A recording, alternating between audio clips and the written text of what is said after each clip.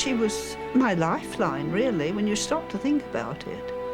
I mean, here in all these far-flung places, I got means of moving, and I could pack things into her and be independent, and oh no. And I liked it, I just liked it.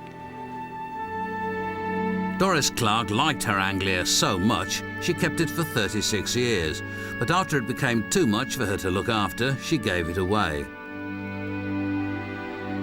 Now, in the corner of a Sussex barn, it waits for restoration.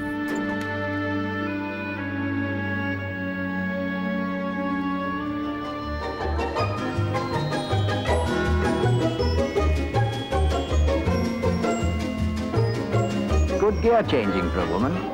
Nice compliment from a man. Today, over 13 million women drive, but there was a time when driving was seen as a male preserve. Although now in the passenger seat, Barbara Hardy was one woman who did drive and chose Morris Minors for 43 years. She enjoyed driving, which was fortunate, as her husband didn't. He did take some lessons, quite a few lessons actually, but the first time he bumped into the gates of the drive was the last time he drove. He didn't fancy doing it again, so he left it to me. He preferred to sit beside me and tell me what to do. Her love of motoring started as a girl in the dicky of a Coventry Premier, sitting behind her parents. As with most pre-war cars, a little engineering know-how often came in handy. If it was a damp morning like this and things didn't start quickly, I used to whip out the plugs and put them on a warm asbestos mat until they were hot, and put them back, screw them in fast and start it. It would go.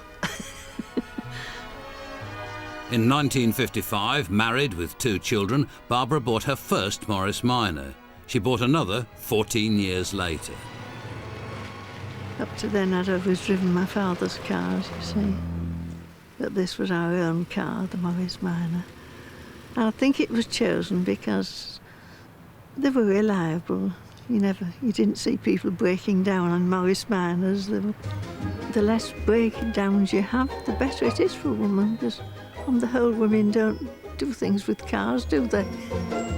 Designed by Alec Issigonis and launched in 1948, the Morris Minor was a brilliant piece of design.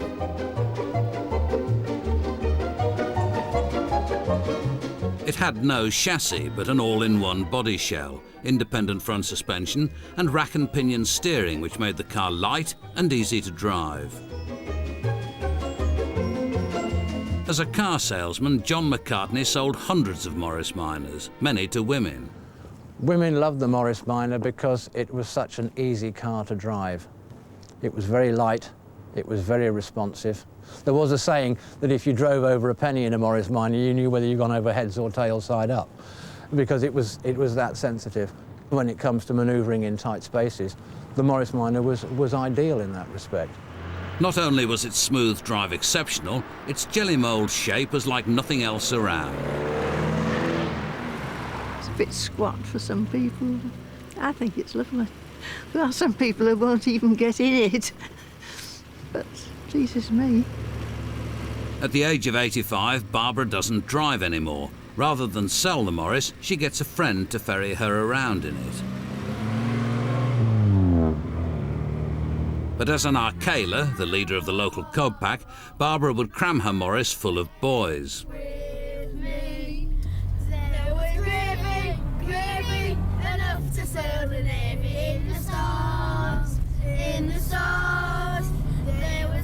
I could fit 5 in the back and I could put 2 on the seat beside me. There were no seat belts in those days and there weren't the cars on the road. I did my own thing in those days. I don't think I bothered much about what other people were thinking.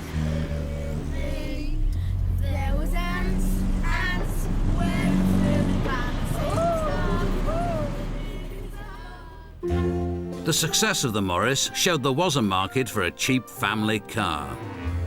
To take advantage of this family market, in 1951 Austin launched the A30. Standard Triumph, determined to get in on the act, launched the Standard 8 2 years later.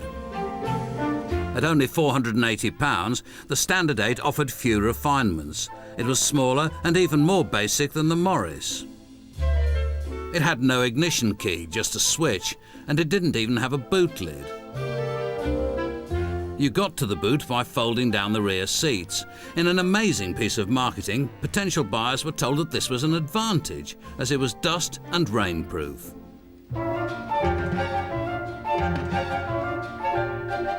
Pauline Hutchinson's boyfriend Peter was the proud owner of an 8, and Pauline learnt to drive in it.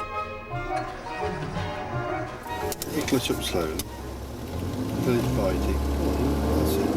I actually learned in a Standard 8, which is, I think, the same year as this particular one. Okay. I found it very difficult at first.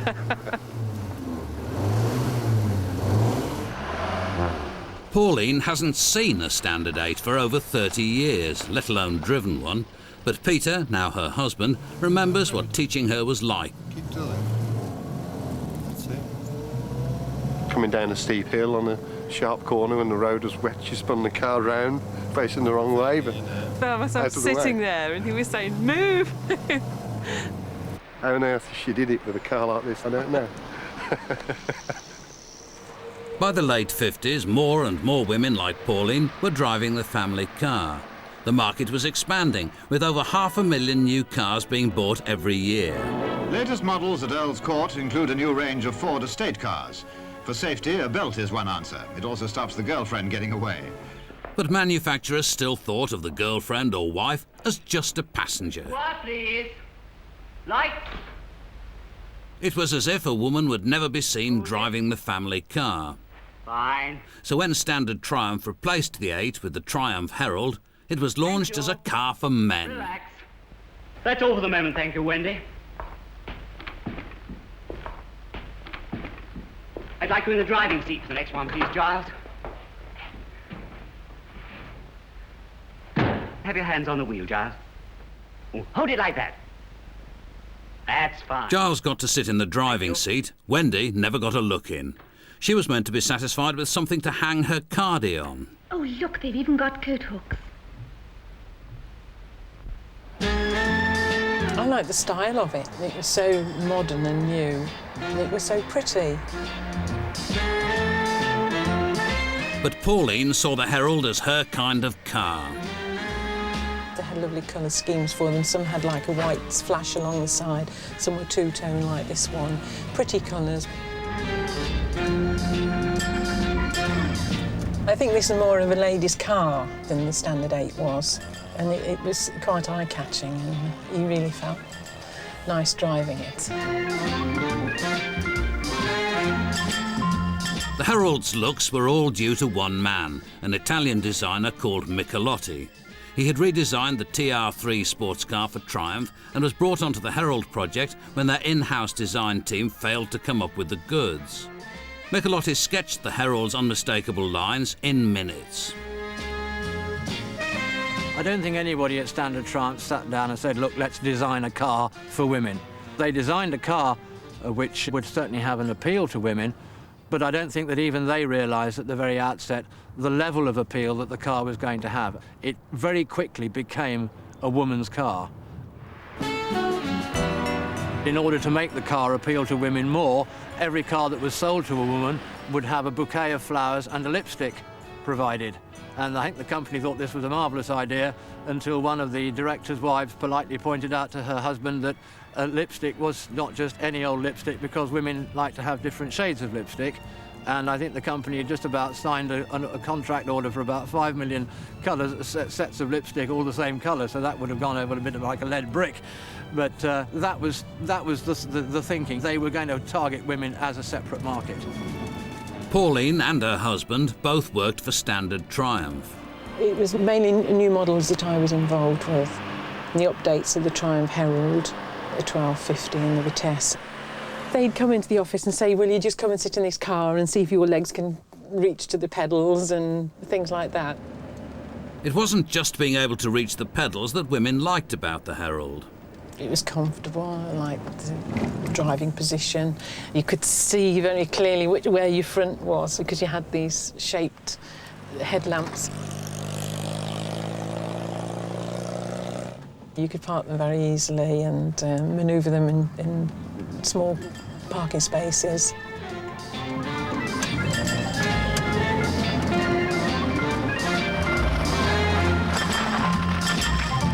Like the Morris, the Herald was an easy car to drive.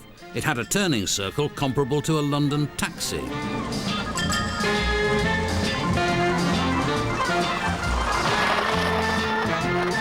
"25 feet, the turning circle, it's fantastic. We had a lot of fun with the Triumph Herald. Took it on the continent and went camping. We had one of the first ones, and then we changed them. We had about 6, I think, in total. We used to change them every year.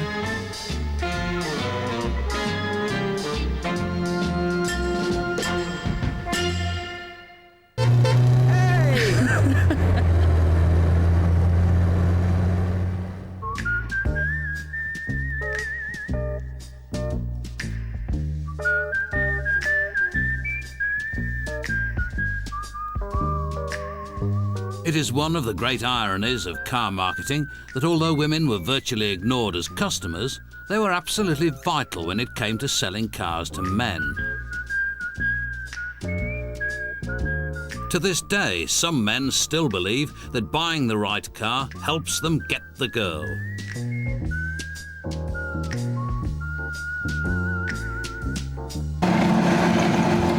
This Sunbeam Alpine is a classic bird puller of the 60s. With its 1600cc engine and 130 miles per hour top speed, you are bound to get the girl. Unless, of course, she happened to be driving it already. My father's in the motor industry, and he insisted from very, very early age that we all, I had a sister and a brother, and we all had to go out and learn to drive. So I was about 11, but we learnt in a field. And it was very good training because, you know, when you get onto grass and it's been wet and it's slippery, it shows you how to control a car and if it starts to slide. Rally driver Rosemary Smith had planned to do more than sit on the bonnet of her Sunbeam when she went to Le Mans. But women were banned from competing in the 24-hour endurance race. She did get to drive this Le Mans Sunbeam Alpine in later rallies, though. Despite her practice on the grass as a girl, in the Tulip Rally in Holland, she slid into a ditch. I remember my father saying that, you know, if you put something under the driving wheels, you normally can get enough grip to get it out. The only thing I had was this brand new, the pride and joy of my life, a suede jacket. So here I looked at the suede jacket and I looked at the car on the ditch and I looked at the jacket again, and then common sense prevailed and out came the jacket under the rear wheels of the car and got stuck in as much as possible, and we drove out of the ditch. So we just left the mangled remains of the jacket in the ditch, and we got to the end of the event. Rosemary was making it in a man's world.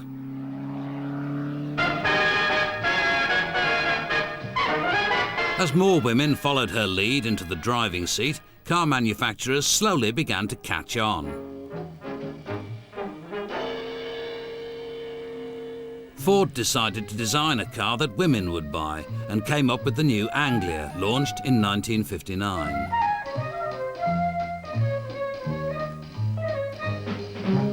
They used American-style market research to develop the car and employed women for some of the interior design work.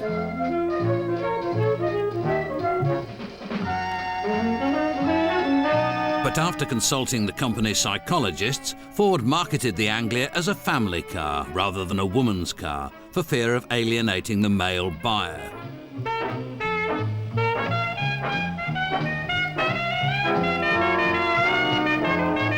It worked, and the car was an immediate success, with men and women.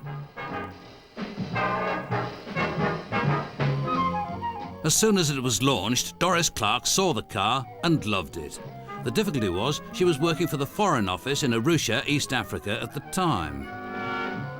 In Arusha, you see, they had a Ford agent. That's how I heard about the Anglia coming out, because it was produced, I think, in September 1959.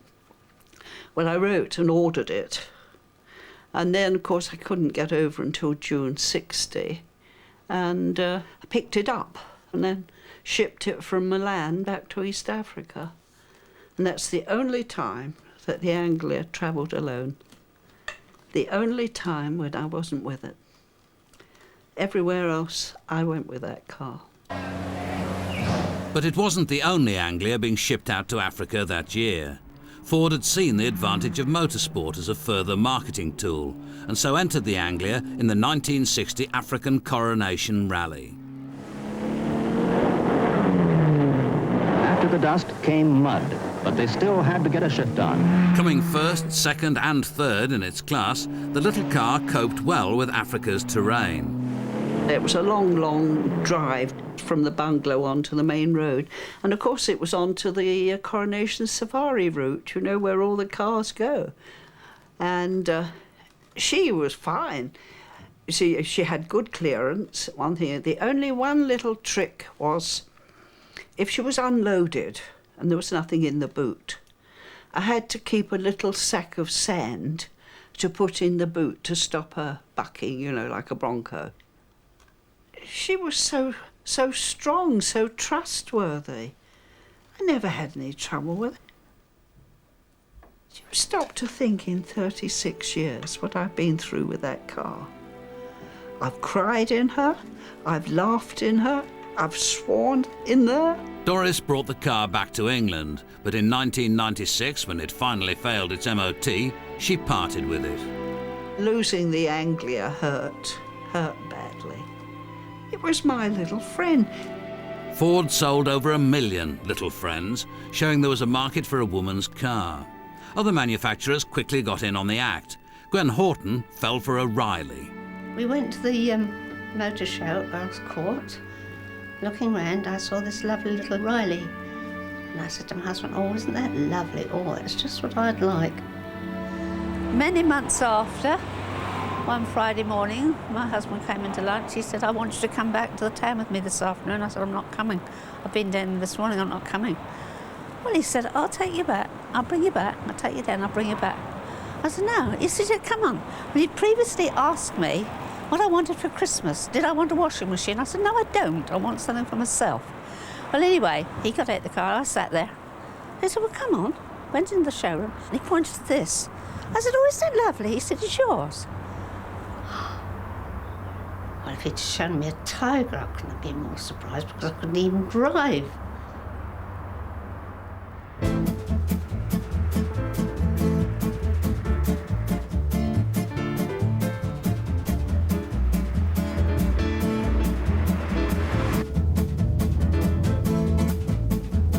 I always wanted to drive. I did start before we were married. And then I didn't do as I was told, and he was heaving a sigh of relief when he thought we'd got back home, and instead of stopping, I went straight on. So that was the end of that. He wouldn't let me do it anymore. Well, then, of course, war years, and the boys, the children. I mean, there was no chance. I thought, well, no, I've got to do it.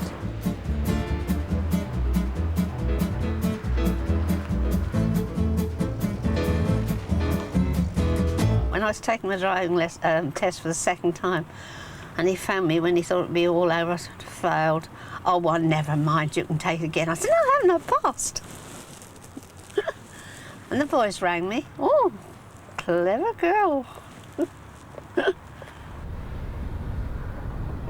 Known as the Mini with the Bustle, the Elf was launched in 1961 for £650. It was an upmarket Mini, and John McCartney used to sell it to his upmarket customers. It's very much what used to be called, very irreverently in those days, as an HSSK, Headscarf South Kensington. You know, Headscarf South Kensingtons and their mums bought Riley Elfs. I can remember one lady particularly who came in and she said, is that a Riley? And I said, yes. Is it a Riley Mini? I said, yes, it's called an Elf. Oh. Well, her actual words were, I won't be seen dead in a Mini. I couldn't bear one of those little things, but this is different. And so we didn't go too hard by saying, well, madam, it is really just a Mini with a boot on the end of it. The Elf had plenty of snob value. Its radiator grille was a clear 1930s throwback. The interior wasn't bad either. Actually, they termed it the Rolls-Royce of the Minis.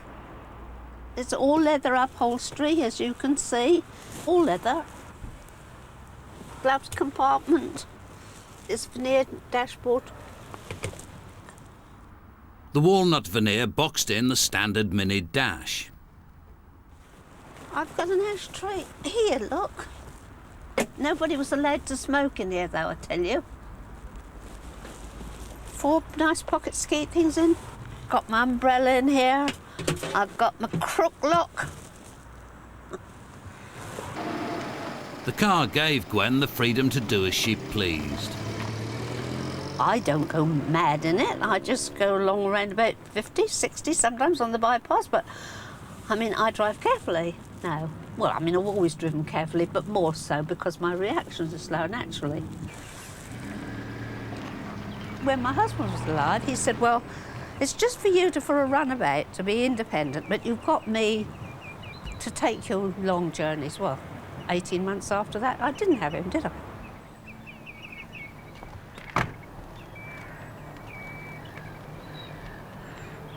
It means a lot to me because it was the last thing my husband gave me before he died.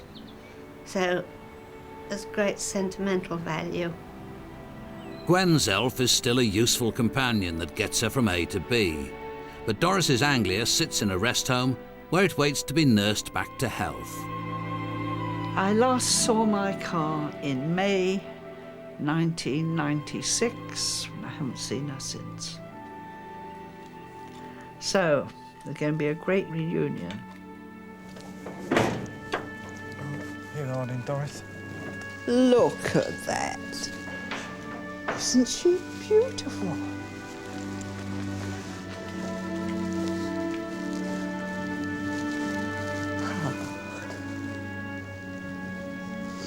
I could cry. She's so beautiful. She shines, she's clean. Hello, baby.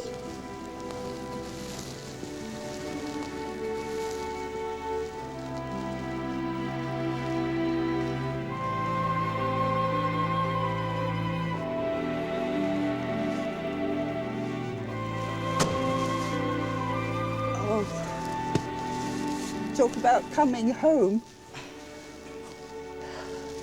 She really is a beautiful old girl. Well, what can I say? It's nice to see her. She's in good nick, and I think she'll be well taken care of. She's been a jolly good old girl to me.